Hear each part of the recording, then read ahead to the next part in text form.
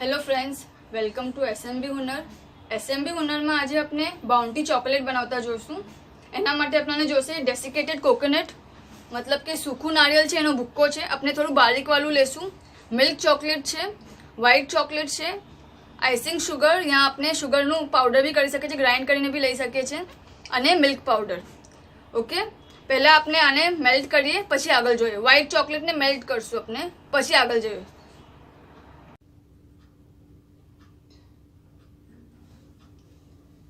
अपने 2 टीस्पून आ ले रहा है डेसिकेटेड कोकोनट.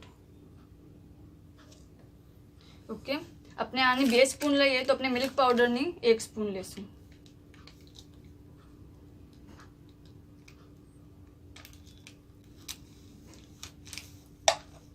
અને આઈસિંગ શુગર જે છે એ સ્વીટનેસ માટે છે.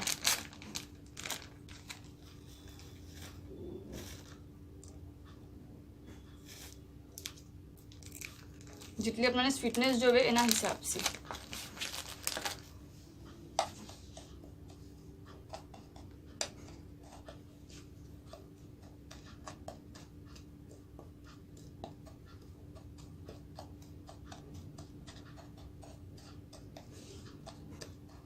शुगर अपने कम ज्यादा कर सके अपने कितनी जोवे छे एना हिसाब से अपने लेसुं.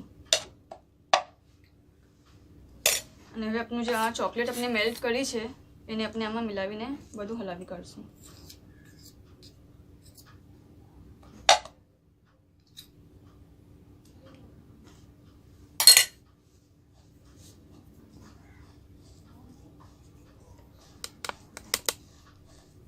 અગર આપણને વ્હાઇટ ચોકલેટ કમ પડે તો આપણે બીજી મેલ્ટ કરીને એમાં મિક્સ કરી લેશું.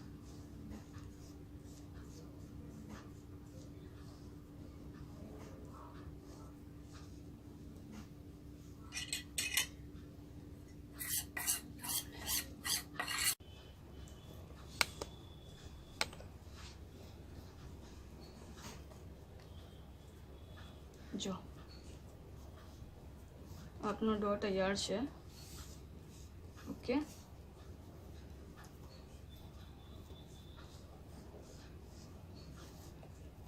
હવે આપણે આના બોલ્સ બનાવી લેશું.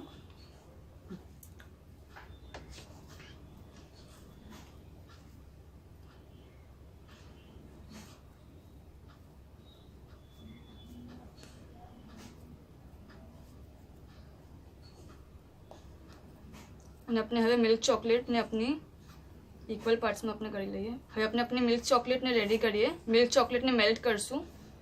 ઓકે, પછી આગળ જોઈએ.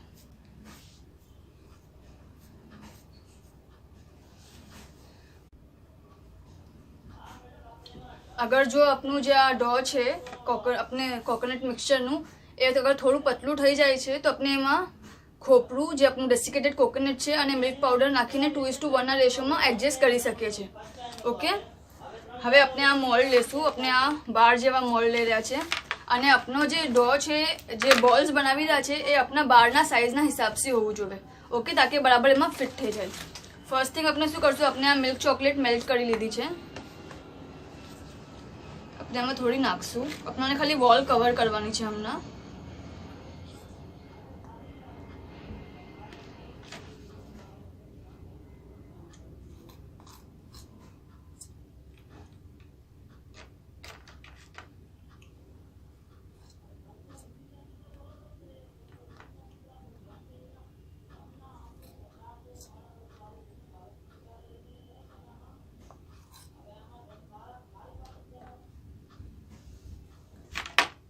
ખાલી જે આપણી વોલ્સ છે બરાબર કવર થવી જોઈએ.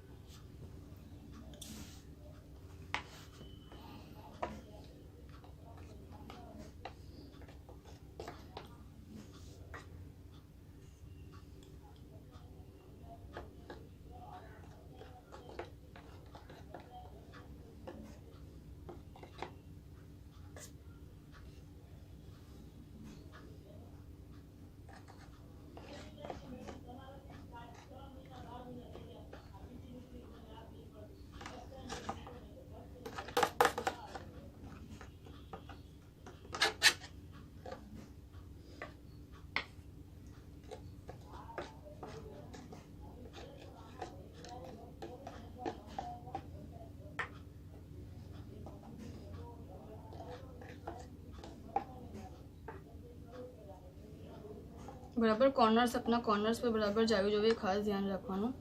અગર એક્સેસ હોય તો આપણે નિકાલી લેશું.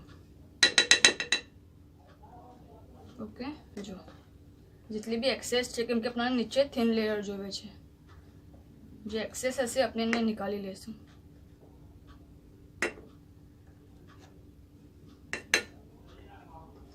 બસ ખાલી કવર કરવાનું છે.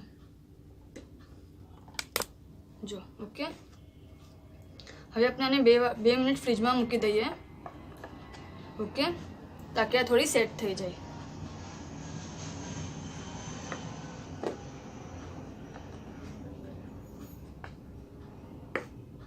કઈ બાજુ ખાલી ના રહી જવું જોઈએ.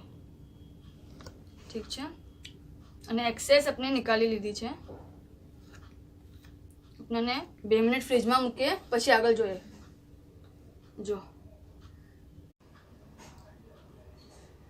આપની ચોકલેટ સેટ થાય, ઓકે, ત્યાં સુધી આપણે આના ક્યુબ્સ બનાવી નાખીએ.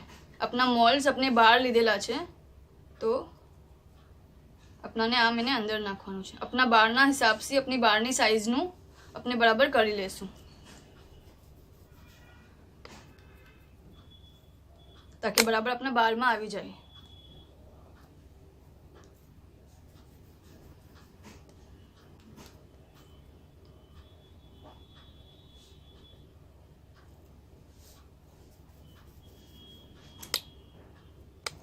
ખાલી થોડું રોલ કરીને પ્રેસ કરશું તો થઈ જશે.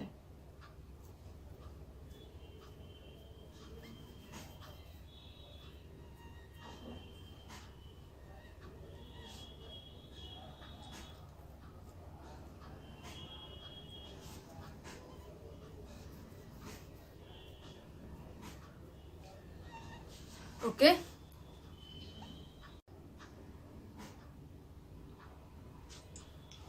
જો આપની આ ચોકલેટ બરાબર સેટ થઈ ગઈ છે. ઓકે, હવે આપણે આને નાખી દઈશું.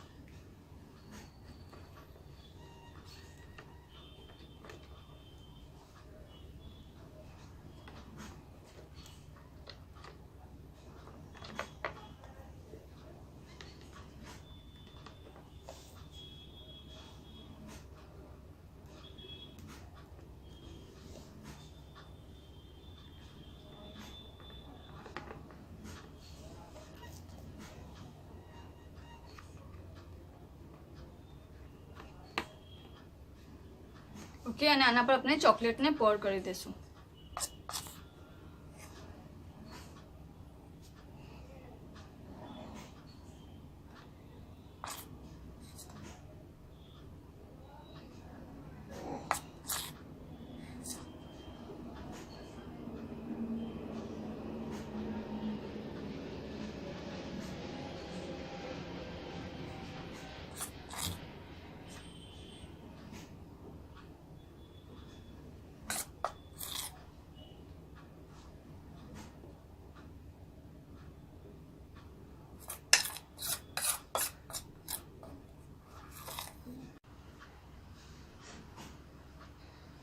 अपने अपना मॉल्स ने फिल कर लीधा है. ओके, लेकिन अगर अपनाने यहाँ नीचेनी साइड अँ नीचेनी साइड जे छे एनी वॉल्स छे वहाँ हजी भी एम लगे कि व्हाइट व्हाइट लगे छे, पूरू ब्राउन सी कवर थवुं जोईए. लेकिन अगर ये व्हाइट लागी रह्युं छे तो सपोज हवे कोई में व्हाइट लगे छे तो अपने आने आने पूरू आम करशुं, एमां चॉकलेट नाखी देशुं અને એને ફરીથી ટેપ કરી લેશું. એનાથી શું થશે કે જે દિવાલ છે એ આપણી વ્હાઇટ નહીં રહી. ઓકે, આપણે અગર આમ કરી લેશું, આનાથી આપણો ડો જે છે આપણે જે નાખો છે અંદર એ થોડો શિફ્ટ થઈ જશે અને આપણી ચોકલેટમાં બરાબર ફિનિશિંગ આવી જશે. અને ફરીથી આપણે એને ટેપ કરી લેશું.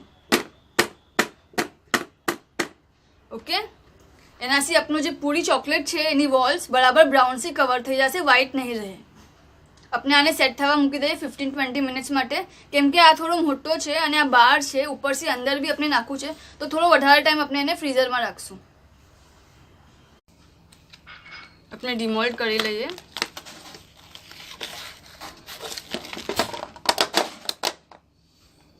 જો આપણે આ બાઉન્ટી ચોકલેટ્સ રેડી છે. આમ થઈ જાય તો આપણે એને થોડું બ્રેક કરી લેશું.